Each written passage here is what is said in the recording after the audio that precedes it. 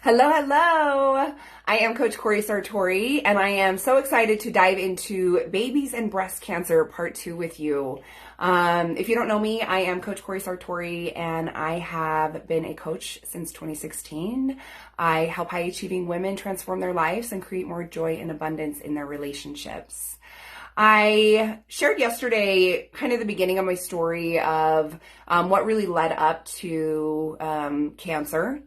And it's interesting, as I was thinking about it, I was like, oh my gosh, like when I got off the plane that day and I had hurt my knee, it was like my knee, my back, my shoulder, my neck, like my body was screaming at me that was something was wrong. And then I found my lump I think it was a week later.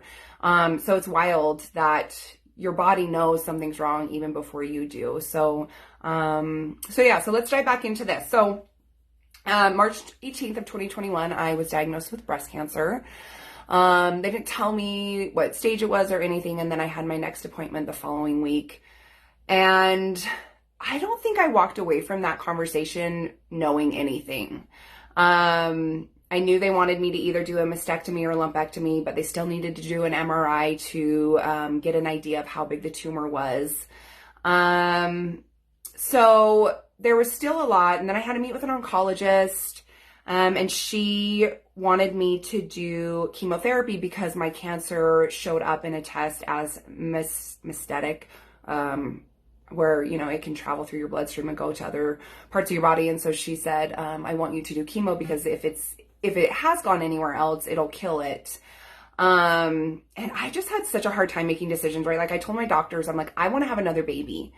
I still want to have another child. And so how do we make that happen? So, something that they have from the Live Strong Foundation is, they help you pay for IVF. And so we decided that we were going to do IVF before I started chemo. So we'd made the decision with my doctor to start chemo because I couldn't make a decision. I had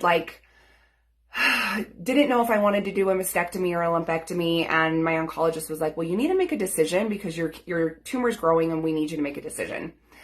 So I decided, okay, we'll do 4 rounds of chemo, TC. So that's 2 medicines.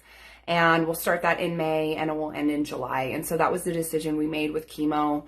But I wanted to have some eggs removed because they said the chemo could damage, everything basically.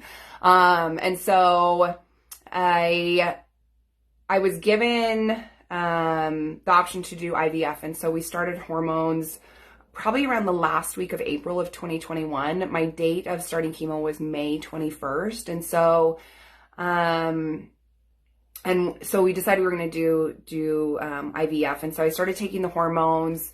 And then we went in the first week of May to have the eggs retrieved. And that was on a Tuesday. And so they pulled 3 eggs and they, made embryos. And they called me that Thursday. They said, hey, your embryos are good. We have 4. They're looking awesome. So everything's, good for now. I was like, okay, cool. The next Monday, which is like the week of my birthday, I get a call from my fertility doctor that none of my embryos lived. That over the weekend, every single one of them died. And so I didn't have any to save. And I will tell you, hearing that was way harder for me than hearing that I had breast cancer. When I heard I had breast cancer, I was like, okay, I can handle this. I know I've got this, right? It's happening to me. I can handle this. I started going to Reiki every other week. I started going to acupuncture. I was like, I know how to heal my body holistically. And when I was told that I didn't have any embryos and that chance of having another baby was pretty much gone, I was heartbroken. That was really hard to hear. And then the next day, my oncologist called me to tell me that they got the results of my MRI and I had another tumor in my body, and she was going to take my case to the tumor board. And so my oncologist took my case to the tumor board and called me the morning of my 40th birthday to tell me that the tumor board recommended that I do 6 months of chemo with 3 medicines and I get a port. And I said, no way. It did not feel good to me. I really, when I went through cancer, I trusted my intuition. I listened to my body. I really trusted that I knew what was right. Like even the decision to do chemo, I had talked to a naturopath the same day my doctor had talked to me about chemo, and I just walked away from the conversation with the naturopath knowing that I needed to do chemotherapy, because I knew that if I did chemotherapy and then continued to do Reiki and acupuncture and really use my mindset and my mind to heal my body, then I would be okay. I fully believe this, right? So, she calls me and tells me that this is what they want me to do. And I told her I'm not doing that because my first chemo session was scheduled for the next week. And I was just like, no. And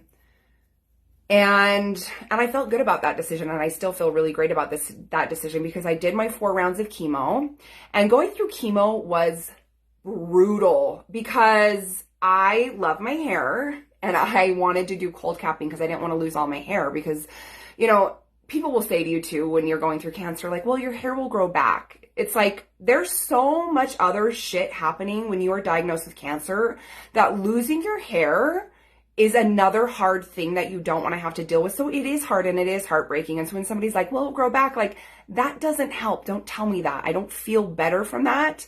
Like I wanted to save my hair. So I did cold capping. It only kept maybe 20% of my hair.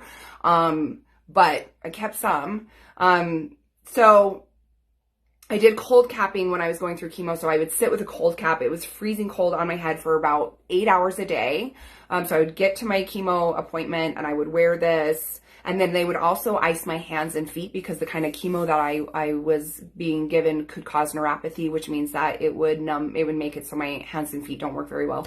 And I didn't want that either. I love yoga. I love moving my body. So, I would have my hands iced and my feet iced and my head iced. And it was just this brutal, awful thing. I mean, I would get to a chemo session and I would immediately get sick and ill because I knew what they were putting in my body. Like it was just, it was awful. So I started my chemo in May and then I, was done in July. My mastectomy got scheduled for August of, 2021. I believe it was like August, maybe 20th or something. It was like my son started preschool the same week that I got my mastectomy. So I got through chemo. We went in and did my mastectomy. It was a Friday, and they told me later on that after they took out all my breast tissue on my left breast, that the cancer that was there was almost all gone. So when I would go to my chemo sessions, I would sit there, right, with all iced up, close my eyes, and I would envision that something was attacking my tumor, something was eating my tumor, something was making them smaller, that they were going away. And, when I would go to my Reiki sessions every other week, I would lay on that table and I would believe I'm happy, healthy, healed, and whole. And I would say this mantra over and over and over. When I would go to my acupuncture, I would do the same thing. I'm happy, healthy, healed, and whole. I would believe it. I would feel it in my body. How does it feel to be healed, to not have to be going through this anymore? And so when they took my breast tissue out, almost all of my tumor was gone. There was just a couple specks of it left.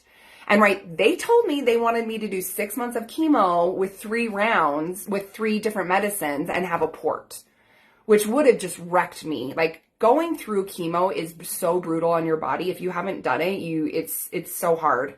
And so I did 4 rounds. So I did it for, 3 months. And it was almost gone. So I know that my mindset, my belief that I was healed helped me to heal.